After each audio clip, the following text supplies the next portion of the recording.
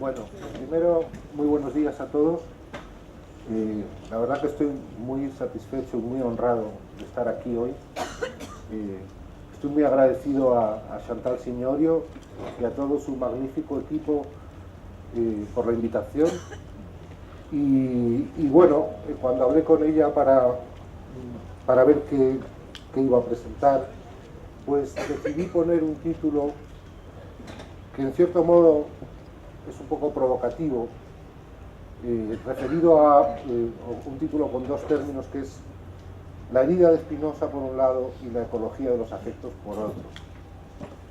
La parte más provocativa es la de la ecología de los afectos, sin duda, pero la herida de Spinoza también lo es. Y yo voy a empezar mi exposición precisamente explicando y haciendo algunas aclaraciones sobre ese título. Y voy a empezar por la cuestión de la ecología. Obviamente yo no voy a hablar aquí de ecología en uno de los sentidos que tiene, que es una ciencia, es una disciplina con ya muchas décadas, especializada, con distintas ramas y con sus tecnicismos. No me voy a referir a esa ecología, aunque alguna relación desde luego va a tener, obviamente.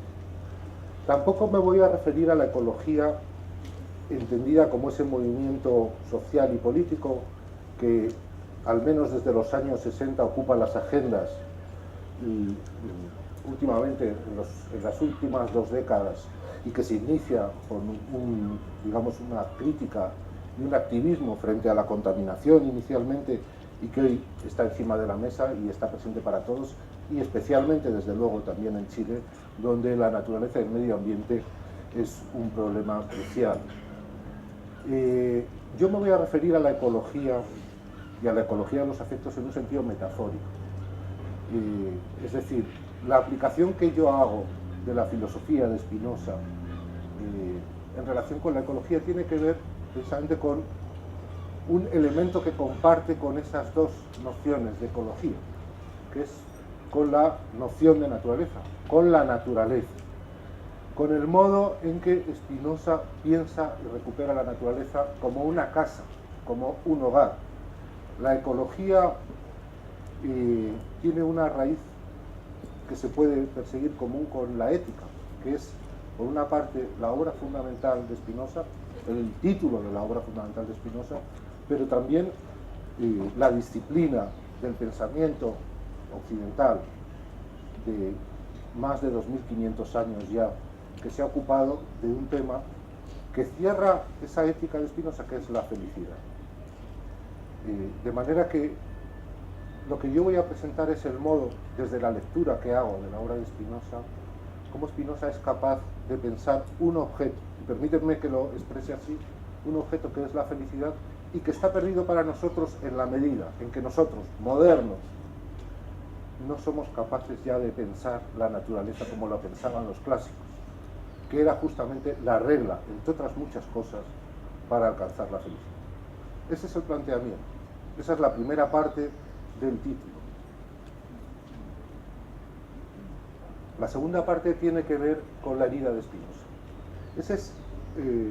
La herida de Spinoza es una expresión que yo tomé de una obra de un neurobiólogo muy importante, muy conocido, de origen portugués, como el mismo Spinoza, aunque yo tengo para mí que Spinoza es de origen español, pero no voy a entrar en estas cuestiones ahora, que se llama Antonio Damasio. Antonio Damasio tiene un proyecto desde la neurociencia apasionante, en el que trata de establecer una continuidad entre la vida emocional, vamos a decirlo ya, entre la dimensión natural de lo humano y la vida que tradicionalmente llamamos espiritual. Para entendernos, Antonio Damasio establece en su programa, que yo ni siquiera pretendo resumir aquí, una continuidad entre el alma y el cuerpo.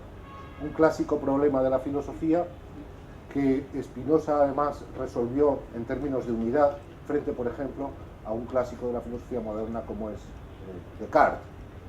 Bueno, Damasio, desde su programa científico, un programa empírico, con toda la metodología propia de lo que son las ciencias en sentido fuerte del mundo moderno y contemporáneo, quiso encontrar una afiliación a su programa científico, con el que trabajan muchas gentes, equipos importantes, y la encontró en Spinoza, o la quiso encontrar en Spinoza. Él había escrito antes una obra que se llamaba El error de Descartes. El error de Descartes. En España somos muy dados a españolizar los nombres extranjeros. En esa obra había cuestionado justamente esa separación entre el alma y el cuerpo, y posteriormente la obra que yo tengo aquí, que es En busca de Spinoza, una obra que yo le recomiendo sinceramente, lo que busca es establecer esa filiación en la obra de Spinoza, un filósofo del siglo XVII que de algún modo, en su visión del mundo, en su filosofía, en su pensamiento, había prefigurado las conclusiones a las que el propio Damasio llegaba desde un programa empírico, que es su propio programa desde la neurociencia.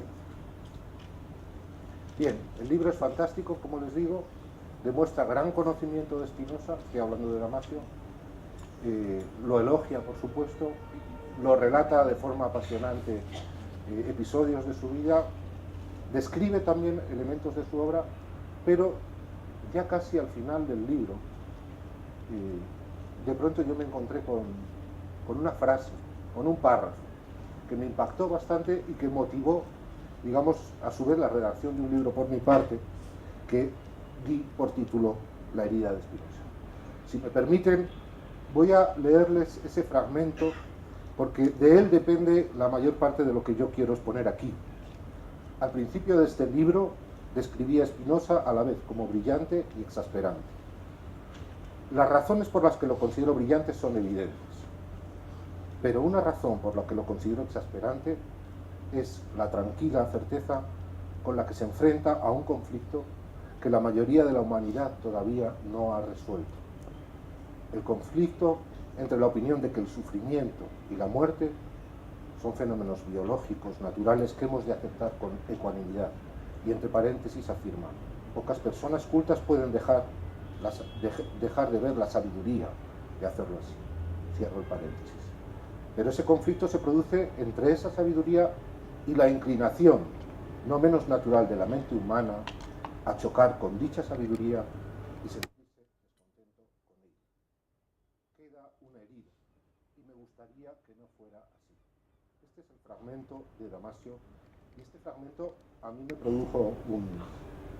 produjo un conflicto a su vez, porque me dio la impresión de que Damasio no había expresado aquí, no me atrevo a decir que no había entendido lo que era el pensamiento de Spinoza, porque obviamente, pero digamos lo que le producía a él una herida, esa herida que le quedaba era justamente lo más espinosista de Spinoza, la tranquila aceptación de la muerte, lo que entendemos en un término que ha trascendido la propia, digamos, consideración técnica de lo que era la escuela estoica, lo que entendemos por el estoicismo, por la asunción de que el hombre es, la especie humana, es una especie finita, limitada, sometida a limitaciones. Bueno, esto era un desajuste, y yo tenía que interpretar, entender ese desajuste. Y para hacerlo me puse a escribir un libro, que es una forma de tratar de entender las cosas. Y ese libro lo titulé precisamente La herida de Spinoza. Ahora queda claro de dónde tomé el título. Y ahora voy a tratar de explicarles, no tanto porque yo les quiera contar cosas mías, sino porque viene al caso, por qué yo me sentí tan chocado por ese desajuste entre la admiración hacia Spinoza y la no comprensión. Era obvio que Damasio no podía desconocer el pensamiento de Spinoza. ¿Qué latía por debajo de esa herida? ¿Qué latía por debajo de ese conflicto, de ese desajuste? Yo llevaba años dando clases de ética a mis estudiantes en la universidad y también en la enseñanza secundaria. Y además me había ocupado de estudiar, por razones que no vienen ahora al caso, un concepto que es muy importante, yo creo, en nuestros días, y lo sigue siendo, que es el concepto del nihilismo. Yo había tratado de hacer un seguimiento, un hilo conductor, desde la aparición del término nihilismo, que es en el año 1802, que es irrelevante ahora cómo y por qué, hasta su, digamos, puesta sobre la mesa ya claramente simultánea al nihilismo ruso por Nietzsche, ¿no? Que es el que le da al nihilismo un empuje enorme, pero claro, el nihilismo reaparece y llega hasta la posmodernidad. Bueno, no me voy a extender mucho. Esas dos dimensiones, la ética por un lado y mis indagaciones sobre el nihilismo, me llevaron a buscar una interpretación de qué es lo que estaba pasando. ¿Qué es lo que le estaba pasando a un sabio como Damasio para no asumir esa tranquila certeza, esa sabiduría que él mismo reconocía? Bueno, por un lado, la ética. En mis clases de ética, trabajando con los estudiantes, que es donde se aprende, además de leyendo, ¿no? Me había dado cuenta, nos habíamos dado cuenta, de que la ética moderna se resume en una frase que muchos de ustedes conocerán, que ha circulado mucho, que está tomada de una obra de Dostoyevsky, de un personaje de Dostoyevsky, que dice lo siguiente: si Dios ha muerto, todo está permitido. Este es a mi modo de ver el problema del mundo contemporáneo, desde el punto de vista de la ética. El problema del nihilismo. El problema del nihilismo. Ahora, cuando decimos si Dios ha muerto, todo está permitido, no estamos diciendo solo si Dios ha muerto, está todo permitido. Estamos diciendo si Dios o la naturaleza han muerto, todo está permitido.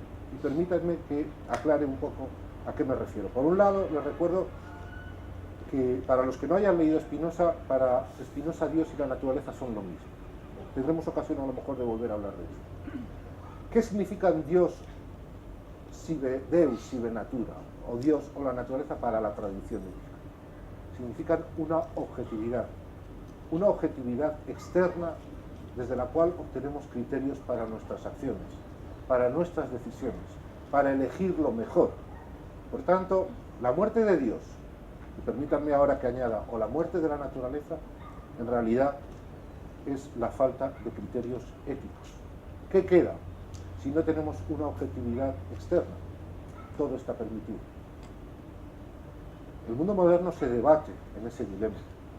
Y las construcciones éticas modernas han ido en dos direcciones. Unas, las que tratan simplemente de decir, bueno, pues si todo está permitido, establezcamos prohibiciones, restricciones para hacer posible la vida. Porque si todos podemos, todo, en principio, desde el punto de vista ético, moral, nos vamos a destruir. Bueno, eso es lo que estableció un clásico del pensamiento anglosajón y de la teoría política moderna, Thomas Hobbes. Es decir, la idea de que el hombre es un lobo para el hombre y de que hay que evitar esa guerra de todos contra todos porque no hay reglas más allá del propio deseo. Lleva a un contrato que es el fundamento del Estado moderno, del chileno y de cualquier Estado moderno y contemporáneo. Es una concepción antropológica terrible, pero es una concepción antropológica que está vigente. Otra opción, que está vinculada a ella desde otro lugar, está basada también en la idea de una prohibición. Nosotros como ciudadanos modernos y posmodernos, en el siglo XXI no tenemos convicciones éticas y morales compartidas, más allá de los derechos humanos. Pero los derechos humanos no son nada más que una prohibición. Desde el punto de vista estricto, los derechos humanos lo que nos dicen, puedes hacer lo que quieras, pero preservando una esfera de acción para los otros. Lo que los estudiantes en las primeras clases de ética siempre me dicen. ¿En qué consiste la ética? Bueno, la ética consiste en que uno puede hacer lo que quiere, pero siempre respetando el que otro pueda hacer lo que quiere.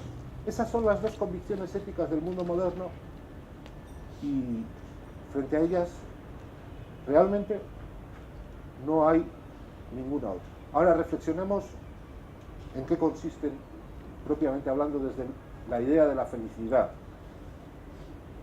Son prohibiciones, pero no nos dicen de cómo vivir mejor. No nos dicen qué es lo que debemos desear, qué es lo que nos conviene desear. Nos dejan al arbitrio de nuestro deseo y luego establecen restricciones para impedir la destrucción.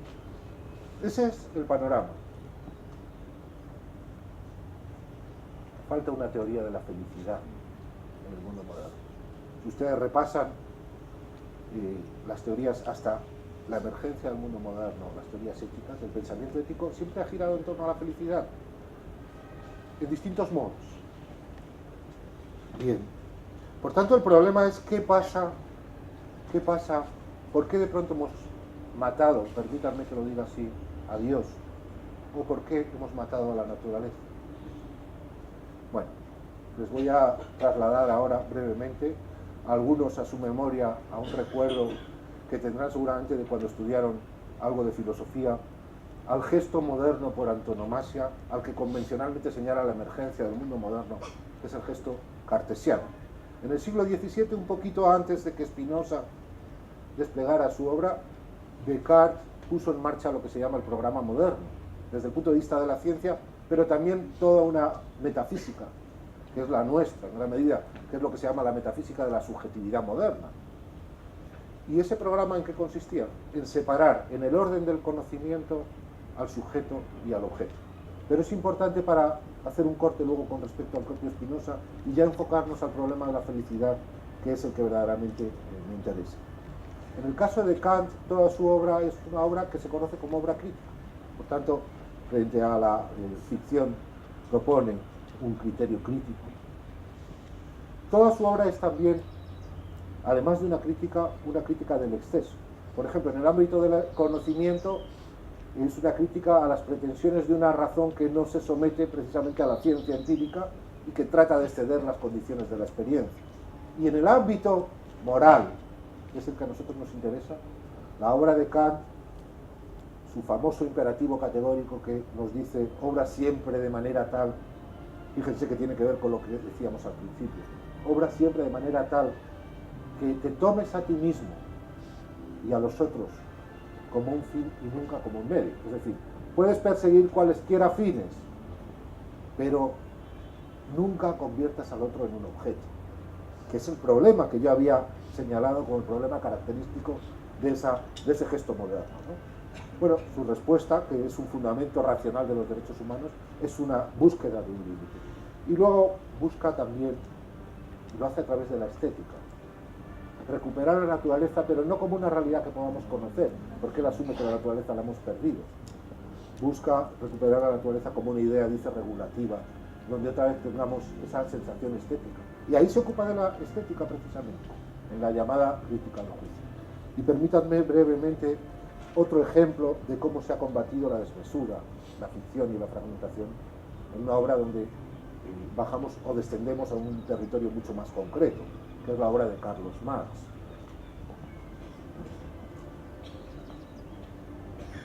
Respecto de su condición crítica, creo que no cabe duda. Pensemos que el subtítulo de su obra fundamental, que es El Capital, es una crítica de la economía política, y además la palabra crítica la utiliza ahí en esa misma tradición ilustrada.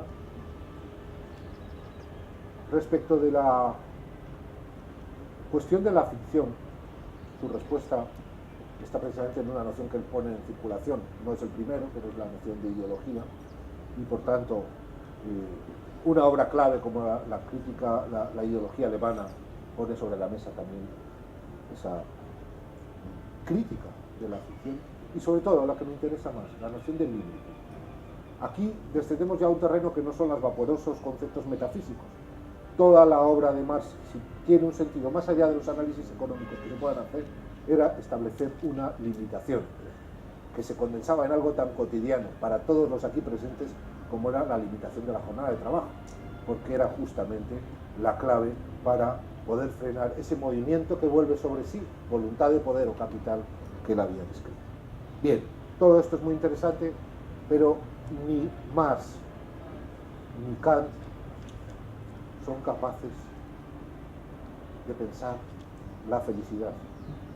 Ni Marx ni Kant son capaces de construir una teoría ética que tenga que ver con una dimensión importante para los humanos, que es la vida afectiva.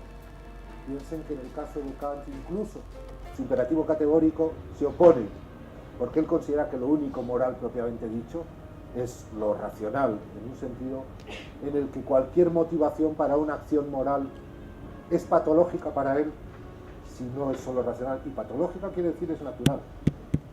Justamente, la naturaleza queda excluida también a pesar de todo. Lo ha intentado. Y en el caso de Marx es una obviedad que su contexto histórico y los acontecimientos en torno a los cuales se construye su obra está obsesionada por el problema, digamos, del poder, lo cual tiene su fundamento, obviamente, y Marx es incapaz de pensar la dimensión afectiva. Es decir, él piensa en torno al modo de producción, él piensa en términos económicos, piensa en términos políticos, pero no reconoce esas dimensiones afectivas.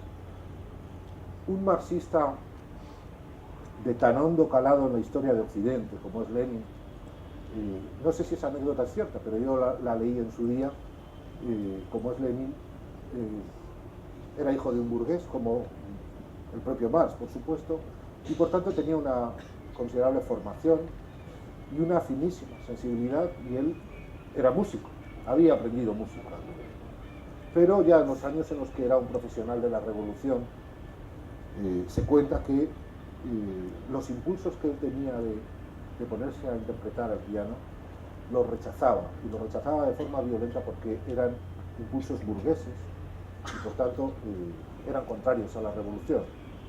Bien, eso, sin prejuzgar nada, me parece que es un síntoma de cómo esas dimensiones afectivas quedaban excluidas, y no necesariamente tienen por qué quedar excluidas.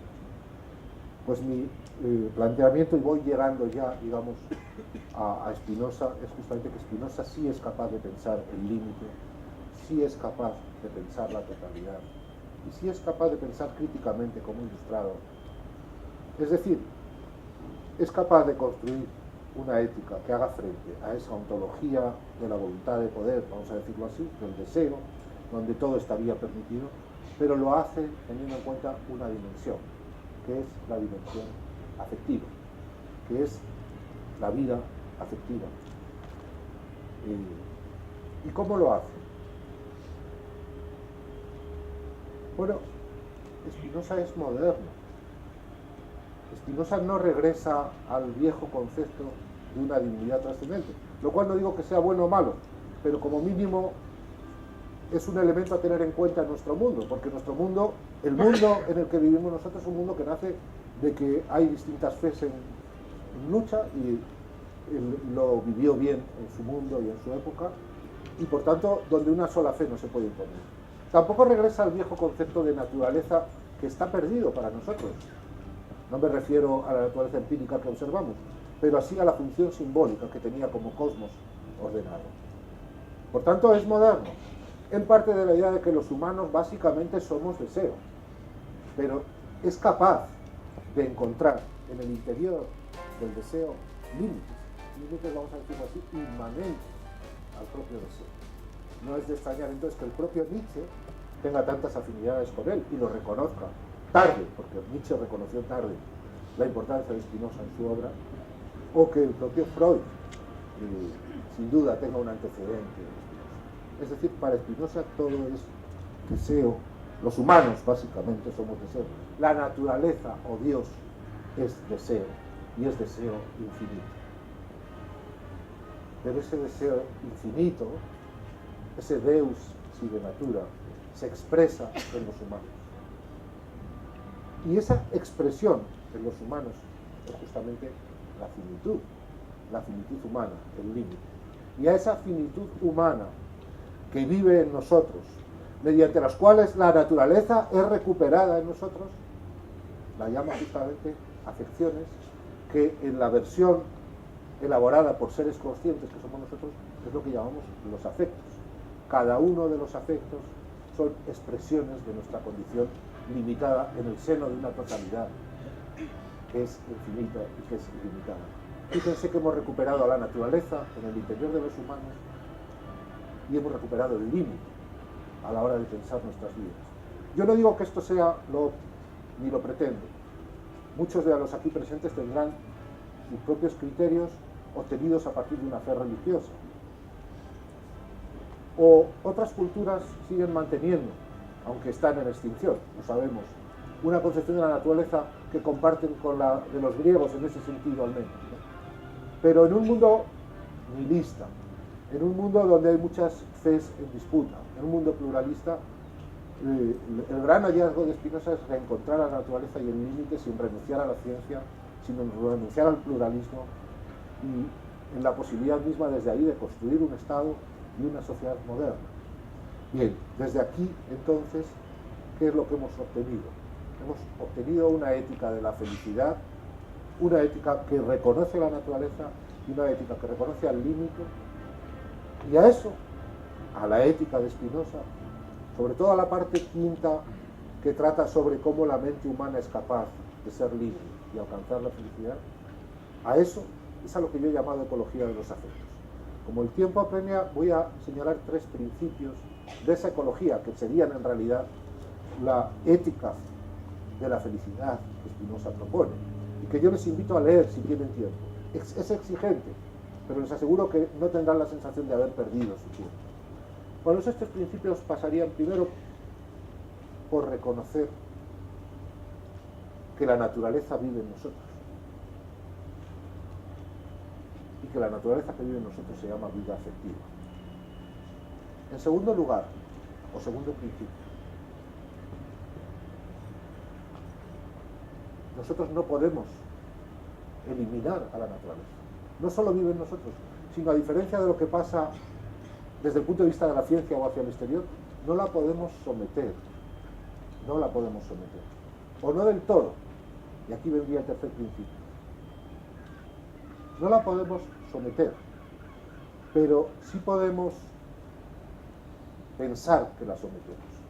Es decir, en nuestra vida afectiva hay una dimensión que es ella misma naturaleza, pero que gestionamos tan mal, un afecto que gestionamos tan mal que nos hace pensar que la sometemos. Este pensamiento, que expresaría la voluntad de poder, que sería este afecto básico, y que yo creo que es dominante tendencialmente en el mundo moderno, este afecto es el correlato hacia adentro de lo que es el problema ecológico hacia afuera. La propuesta de Spinoza, por tanto, es ser capaces de organizar nuestra vida afectiva, de organizar nuestros afectos. Y para eso les voy a dar unas indicaciones básicas, unas herramientas desde las que puedan acceder ustedes a la lectura de Spinoza, los que no lo hayan hecho, obviamente, ¿no? Spinoza define el afecto de la siguiente manera. En realidad los afectos son afecciones de dos naturalezas. Son afecciones causadas o producidas por una causa exterior. Es decir, esa primera definición del afecto quiere decir nosotros somos seres limitados, constantemente estamos en un azaroso torrente de acontecimientos que nos limitan y nos producen afectos, nos producen afecciones inicialmente. Pero los afectos no solo son esas afecciones que vienen de fuera, los afectos son también nuestras ideas de esas afecciones. Y estos son los más interesantes para la ética de la felicidad que propone Spinoza, o para lo que yo he llamado de esa manera metafórica y un poco provocativa ecología de los afectos. Porque sobre esto sí tenemos, vamos a decirlo así, jurisdicción. Con esto sí que podemos trabajar, con esto sí que podemos establecer una jerarquía adecuada, con esto sí que somos capaces de establecer un equilibrio. Spinoza da indicaciones en distintos lugares, sobre todo en la parte quinta del libro llamado Ética, que es la que trata de la felicidad. Por ejemplo, nos aconseja o nos señala la posibilidad de que nosotros separemos un afecto como idea que tenemos de una afección de la causa exterior. En el momento en que la hemos separado es ya un fenómeno mental nuestro, es decir, un afecto de tristeza desvinculado de la causa que lo ha producido, de pronto se convierte en un afecto del que tenemos un conocimiento adecuado. Les aseguro que pierde mucha fuerza en esa dimensión de tristeza.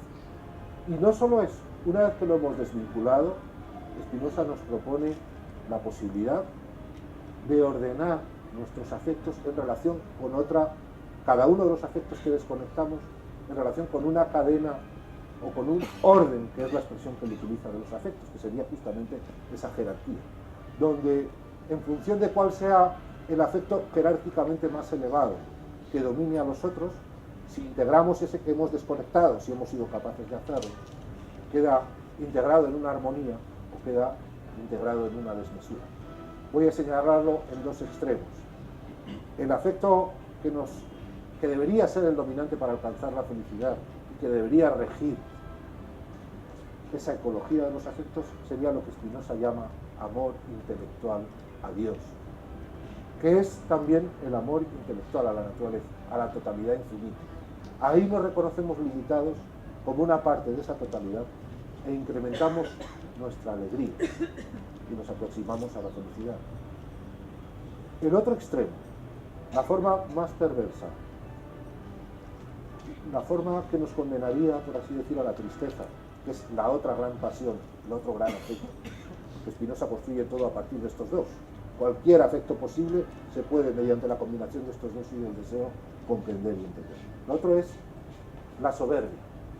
La máxima soberbia, dice Spinoza, lleva a la máxima impotencia.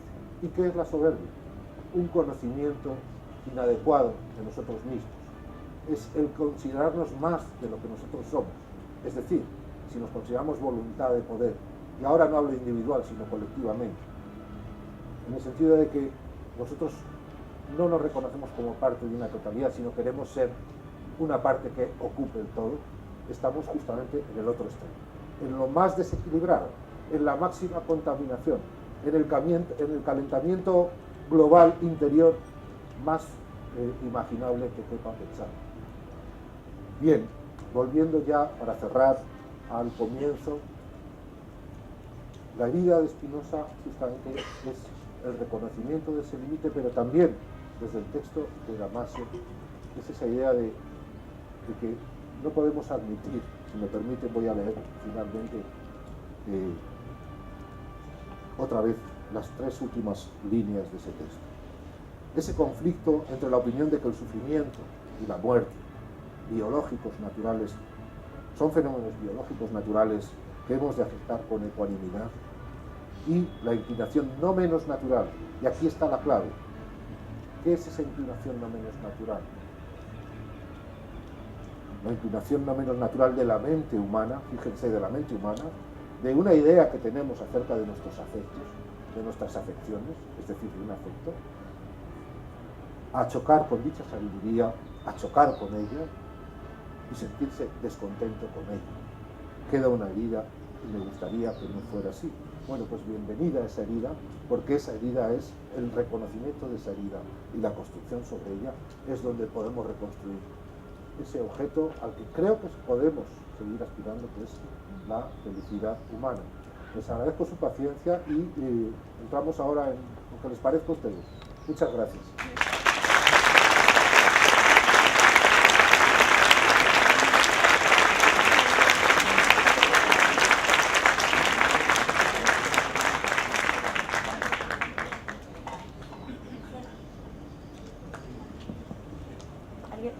¿Aló?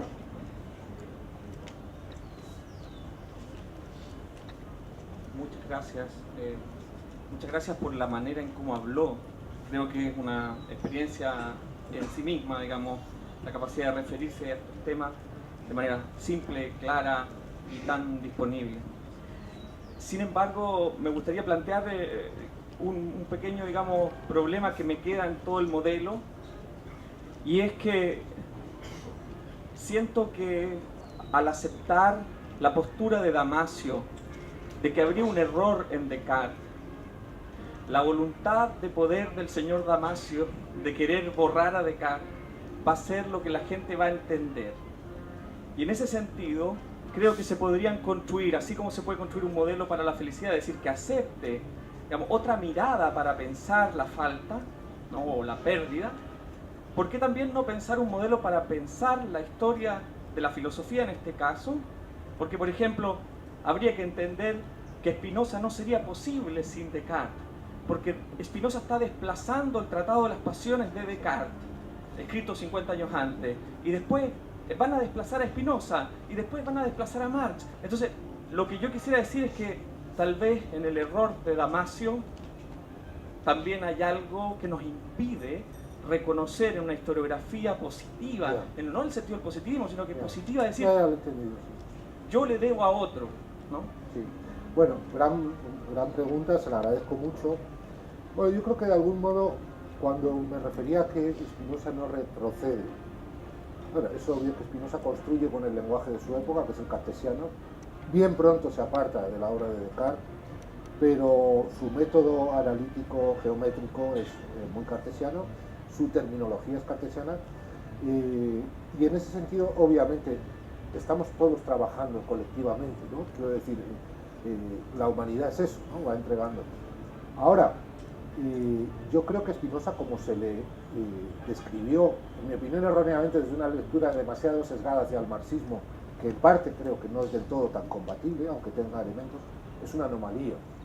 Es decir, Spinoza es una anomalía en el mundo moderno porque justamente es en ese contexto cartesiano que es el nuestro, en parte, ¿no? En ese gesto, por lo menos, ¿no? Aunque ya no utilicemos el lenguaje de Descartes. Es capaz de pensar el límite sin retroceder, y esta es lo que a mí me parece el gran hallazgo. Es decir, es capaz de no mirar atrás románticamente como hacen los románticos o como hacen la escuela de Frankfurt, Adorno y Horkheimer, que se lamentan. No, Spinoza es capaz no solo de lamentarse y de decir después de Auschwitz ya no cabe escribir un verso, no. Seguimos pudiendo, a pesar de todo, pensar en la alegría. Es decir, Spinoza es tremendamente vital en ese sentido. Y eso es una anomalía. Porque él, a pesar de todo, nos dice, comprendamos el mundo. Y en el fondo, aquí estamos entrando ya en otros territorios, ¿no? Que es el territorio del problema del mal. En el fondo, Spinoza nos dice que el mal no es propiamente tal, ¿no? Entonces, esa capacidad de enfatizar la alegría como ese afecto básico, mediante el reconocimiento de una totalidad, yo creo que eso es magnífico, y sí, lo hace en el contexto del lenguaje moderno, sin duda.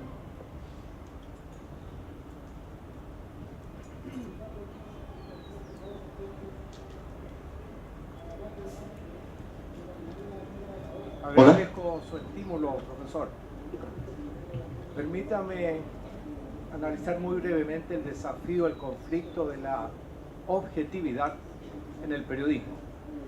Porque el periodismo es la manera de acercarse en forma cotidiana, azarosa, a la realidad social, todos los días. Lo que estás viendo es verdad. Entonces el reportero, yo he sido profesor de periodismo y periodismo activo todavía. El reportero es el sujeto que con el legado cartesiano se acerca al objeto, que es lo que está pasando, ¿cierto? Y se supone que debe hacerlo esto con objetividad, término muy discutido en las escuelas de periodismo y discutido por el público particularmente. Y en el otro extremo, en el nuevo periodismo norteamericano, Truman Capote comprometió sus afectos, ¿cierto? Comprometió sus afectos, dejó al lado la objetividad y se comprometió con sus afectos, con los inculpados. Y los inculpados le echaron en cara después que no los ayudó a eludir la pena de muerte. Entonces estamos siempre en este conflicto, ¿no es cierto?, de interpretaciones de este legado cartesiano, ¿no es cierto? Y es un conflicto que se vive permanentemente. Estoy de acuerdo con usted que Dios ha muerto, yo no me siento nada bien, dijo un filósofo, ¿no es cierto? Y lo vemos cotidianamente en el problema de los recursos naturales, ¿cierto? Pero estamos y le agradezco los estímulos porque nos hace pensar en repensar este legado cartesiano, que él dijo que no era el método total, ¿eh? Él dijo que a él le había resultado, pero no lo recomendó como panacea, pero lo asumimos. Pero triunfó. Bueno, yo le agradezco mucho, no tengo mucho que decir sino suscribir sus palabras, ¿eh? Le agradezco mucho. Por allí parece que hay algo.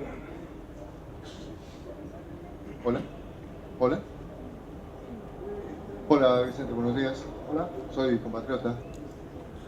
Yo no te quiero preguntar algo en particular, sino me gustaría conversar contigo a modo un poco de esbozo. Yo entiendo que partes de la subjetividad. Planteo que haces, he leído tu libro, me gustó mucho, pero es tal vez muy individualista, ¿no? Entonces, hablas de Nietzsche como la muerte de Dios, bien, bien. Pero yo estuve en una época anterior a Spinoza, tengo que pensar en Maquiavelo. Es decir, no mató a Dios como tal vez se lo pretendió, pero sí desvincula, y tal vez fue el primero, el hombre, hoy el ser humano, de cristianismo y por tanto la figura de Dios, sin elevarlo a la categoría de ni de omnisciente ni de... Bien. Lo que pasa es que hay un elemento muy importante en Maquiavelo, y después me gustaría hacer énfasis en la figura de Juan Bodino, Jean Bodin, ¿no? El hombre tiene sentido dentro de la comunidad. O sea, la herencia romana, ¿verdad?, que ellos rescatan, tal vez ambos desde el derecho, sobre todo Jean Bodin, que era jurista como usted, como yo, ¿no? El hombre no tiene sentido si no es dentro de la comunidad. Entonces significa que esa felicidad, que ellos no desatendieron, ¿verdad?, se da en el seno de la comunidad. ¿Bien? Bodino, bueno, con su teología muy propia, que es aquel Dios inmanente y personal, Maquiavelo no, ¿verdad?, pero sí dentro de la comunidad, ¿no? Sí. Claro, al final de tu conferencia aludías desde ese individualismo, que no critico, solamente destaco, una especie de misticismo de Spinoza que a mí me hace pensar en San Juan de la Cruz, en Teresa de Ávila, ¿verdad? Perfecto. Si me permites, para que haya en su momento más, yo te he entendido perfectamente, te agradezco mucho. Te voy a dar una respuesta relativamente breve porque esto daría para un seminario, ¿no? Pero, bueno, tanto Bodino como Maquiavelo se dedican fundamentalmente al pensamiento político. Falta una ontología y una ética propiamente dicha. Perdóname, luego si quieres discutimos sobre eso, pero Spinoza también ha tratado el problema de la política, pero muy conectado justamente con la ética y con esa dimensión afectiva, porque Spinoza recuerda que una cosa es arar la tierra y otra es labrarla bien, si no recuerdo mal, en el tratado político, y desde luego ha organizado un Estado moderno, perfectamente acorde con las exigencias de la modernidad, digamos, pero no desconectada de la ética. En el caso de Maquiavelo, su interés básicamente es el poder, lo cual es importante, pero no es el todo del humano. Y esa es la respuesta que te doy, y si allí había otra persona, si quieres luego hablamos nosotros. Pero solo una pequeña cosa, que es el pensamiento de Bodino, si te fijas bien, culmina en la equitas romana, sí, desde el lado del derecho, pero en la amistad de los griegos, y por tanto en la felicidad después. Quiero decir que es político, pero la amistad, los afectos, cuidado, tiene un componente político muy importante. Por supuesto, y lo hablamos luego, te lo agradezco muchísimo. Sí, no sé si por ahí... Aquí me lo pasaron. Disculpe. Bueno, yo te quería felicitar, ha sido muy interesante, y quería preguntarte sobre algunas cosas que planteaste. Yo no estoy familiarizada con Spinoza y me pareció muy, muy interesante y evocativo. Y a propósito de esto de aprender a organizar nuestros afectos, tú planteaste esto de que habían dos aspectos, dos partes de los afectos, como afecciones producidas por una causa exterior, que esa era una definición, y lo otro, ¿no es cierto?, era nuestras ideas sobre esas afecciones. Y hablaste de que había que desconectar estos afectos de la causa que los provocó para poder llegar a esta organización. ¿Tú puedes explicar más de eso? Sí, lo voy a intentar. Damasio lo explica muy bien en su libro, en su aproximación de Spinoza, con un lenguaje menos metafísico y menos filosófico. O sea, Damasio establece lo que llama un principio de anidamiento, y se basa en parte en Spinoza para explicarlo, entre la dimensión emocional y la dimensión sentimental. Las emociones son la afección que nos produce una causa exterior, pero cuando nosotros somos conscientes de esas emociones elaboramos un sentimiento, y ese sentimiento sí que ya está bajo, vamos a decirlo entre comillas porque es una palabra que no me gusta tanto, está bajo nuestra potestad de algún modo. Nosotros podemos gestionar nuestros sentimientos, y derivadamente, si gestionamos nuestros sentimientos, también nuestras emociones, porque en realidad los sentimientos son el resultado de las emociones, lo que pasa es que mucho más elaborados. En ese sentido, si nosotros desconectamos una afección, que es una emoción, y somos capaces de elaborarla éticamente a través de nuestra propia gestión de la vida afectiva, es decir, a través de nuestra gestión de nuestros sentimientos, bueno, el hecho de desconectarla nos facilita eso. Y luego, una vez que la hemos desconectado, la conectamos con una visión general que tenemos del mundo, que está cargada de afectos. Si es una visión adecuada, va a incrementar nuestra alegría, y si es inadecuada, va a producirnos tristeza. Entonces, la idea de tener permanentemente la visión de la totalidad, que yo he aquí omitido algunos aspectos, de una totalidad que además, según Spinoza, ocurre necesariamente, alivia profundamente. Es una experiencia que podemos hacer todos ante un acontecimiento adverso. Nosotros prescindimos de la causa exterior inicialmente, luego aislamos ese sentimiento de tristeza que nos ha producido, o al que corresponda, y luego integramos ese sentimiento en el todo, que ocurre necesariamente, y eso nos va a dar una sensación de alivio que el propio Spinoza recuerda, y que es el principio de los estoicos, por otra parte, ¿no? Pero actualizado al mundo moderno. Esa es un poco la explicación. Gracias. Cuando, no sé, me decís una pregunta más. Yo, Sí. yo quiero hacer una pregunta más bien globalizante desde el punto de vista de las ciencias sociales, y por lo que he estado estudiando es más que nada como centrarse en la racionalidad de los eventos sociales, y yo quisiera saber su opinión, qué importancia tendría los afectos en estos hechos sociales. Importante pregunta. A ver, la razón hoy en día circula mucho, desde hace ya décadas prácticamente, digamos, la inteligencia emocional, ¿no? Spinoza ha construido un monumento de inteligencia emocional y con un sustrato profundo. Entonces, para Spinoza, el afecto de alegría verdaderamente tiene que ir acompañado de la razón. O sea, la clave es esa dimensión racional. Pero la razón no solo es entendida como esa capacidad de someter a la naturaleza para ponerla a nuestro servicio, sino la razón como lo que era en el mundo premoderno, una ratio, es decir, el descubrimiento de una proporción, de una armonía, el conocimiento y el reconocimiento.